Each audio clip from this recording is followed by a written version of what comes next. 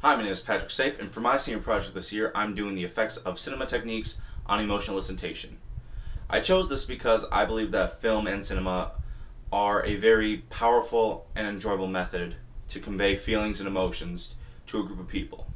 And I'm going to love this medium as I've gotten older. So in this documentary, we're going to talk about three of the foundations of cinema: camera operation, lighting, and music. These three, like I said, build this foundation that all cinema branches from. And that's what makes it such an enjoyable medium and creates that immersive experience that we all crave for when we go see a movie or we go buy one. So, to start this off, we're going to talk about camera operation, the very bones of cinema itself. Because you can't have a movie without a camera.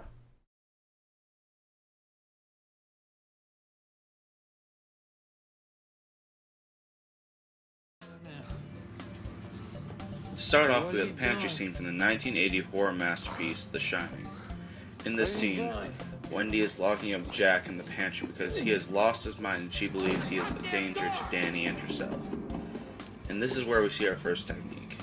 When Jack is at the door begging to be let out, director Stanley Kubrick had put the camera almost vertical, looking up at Jack Nicholson's face.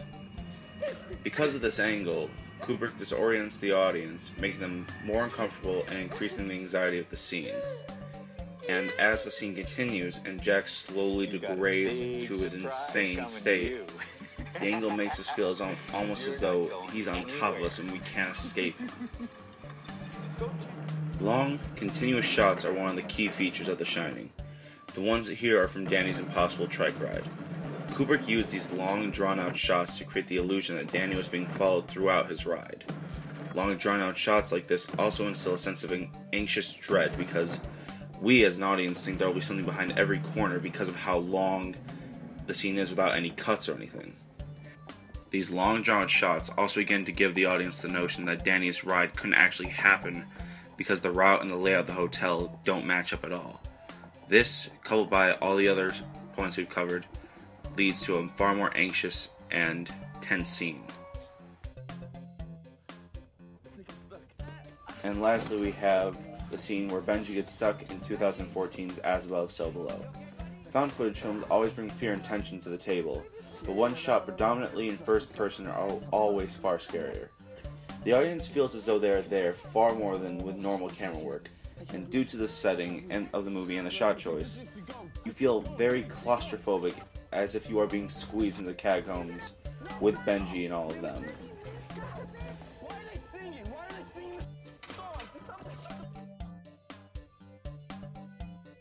Now that we've finished camera operation, we're going to move on to our next section, lighting. Lighting is a very critical part of cinema because without it, you'd lose that sort of contrast and mood that you'd want in a scene. Say if it was not properly lit, a scene could be just bland and no real mood to it that would advance the plot.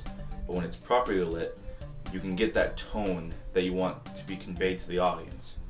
And in turn, the scene will be better received and the audience will feel the emotions that you're planning them to feel. So, let's get into lighting. Lighting in a scene can lend itself to character development. Films that exemplify this are Alfred Hitchcock's 1960 Psycho.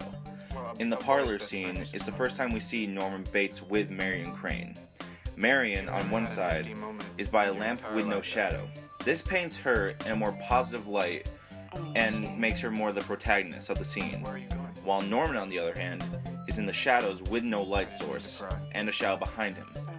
This shows him in a more darker light, and the shadow hints at the duality of his character. So we already feel as though he's not to be trusted. Why do you ask that? Then we have the famous shower scene in which Marion Crane is murdered by a mysterious assailant. We see the contrast in the scene as the good, well-lit Marion is attacked by the completely blacked out attacker. This is an example of low-key lighting and high-key lighting working together, as Marion is in high-key lighting, which there is a very high-lit scene with very good contrast, and you have low-key lighting with the assailant. No contrast, and basically he's a silhouette. The only thing that actually seems to be well lit on the attacker is the knife, due to the fact that the knife is the weapon used to murder the good Marion Crane. Next we have another nugget from The Shining. In this scene, Jack is talking to Floyd the bartender in the gold room. The lights from the back of the bar and the illuminated bar top accentuate Lloyd's already bony face and cast shadows across him. And due to his more ghostly features, we feel very eerie about Lloyd, that we know he's not supposed to be there, which increases the tension of the scene along with the anxiety the audience feels about it. Because if he's not supposed to be there, why is he? The only logical answer would be if Jack's losing his mind. Or is he? For our third and final segment, we have music. In my personal opinion, music is one of the best selling points in the horror/thriller genre, because it kind of just ties it all together and makes every other part of that scene or movie pop and make it really feel real.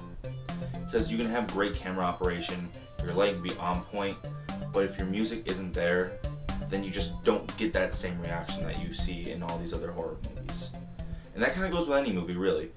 If you don't have music that fits the scene and creates that mood too, it just doesn't have that there.